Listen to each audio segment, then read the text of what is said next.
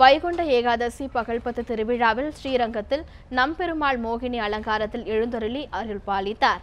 108 வைணவ தலங்களில் முதன்மையானது பூலோக வைகுண்டம் என்ற சிறப்புக்குரியதுமான ஸ்ரீரங்கம் ரங்கநாதர் கோவிலில் ஆண்டுதோறும் வைகுண்ட ஏகாதசி திருவிழா பகல்பத்து திருமொழி ராப்பத்து திருவாய்மொழி என 20 நாட்கள் கொண்டாடப்படுகின்றன. பகல்பத்து திருநாள் கடந்த 28ஆம் தேதி தொடங்கிய நிலையில் உற்சவரான நம்பெருமாள் ஒவ்வொரு நாளும் ஒவ்வொரு அலங்காரத்தில் மூலஸ்தானத்தில் இருந்து புறப்பட்டு அர்ச்சன மண்டபத்தில் எழுந்தருளி பக்தர்களுக்கு காட்சியளித்து வந்தார்.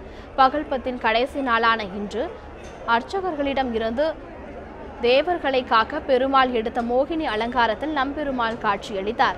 நாச்சியார் திருக்கோலம் எனப்படும் இந்த மோகினி அலங்காரத்தில் ரத்தின கிளி, ரத்தினம் பதித்த தங்கம், அபயஹஸ்தம் அணிந்து வெள்ளி பல்லக்கில் உலா வந்து அரையர்கள் சேவை எனப்படும் பாசுரங்களை கேட்டருளினர். பின்னர் அர்ச்சன மண்டபத்தில் எழுந்தருளி பக்தர்களுக்கு காட்சியளித்தார். முக்கிய திருநாளான வைகுண்ட ஏகாதசி சொர்க்கவாசல் திறப்பு நிகழ்ச்சி நாளை அதிகாலை 5 மணிக்கு நடைபெற உள்ளது. இதனால் ஆயிரக்கணக்கான பக்தர்கள் ஆலயத்தில் குவிந்த வண்ணம் உள்ளனர்.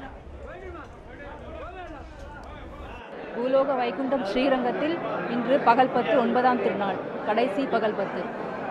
இதில் மோகினி அலங்காரம். நம்பெருமாள் அழகிய மோகினி அலங்காரத்தில் சேவை சாதித்து மக்களுக்கு தாயார் திருவுருவில் சேவை சாதித்திருக்கிறார். அருமையான சேவை. பெருமாள் அழக சொல்றதுக்கு வார்த்தையே இல்லை. அப்படியே மெய் சிலிர்த்து போயிட்டோம். அவர் பெண் வேடத்தில் வந்திருக்காரு. ரொம்ப அற்புதமான ஒரு காட்சி. அவரோட ஒவ்வொரு அழகையும் வர்ணிக்கிறதுக்கு நமக்கு வார்த்தைகளே இல்லை.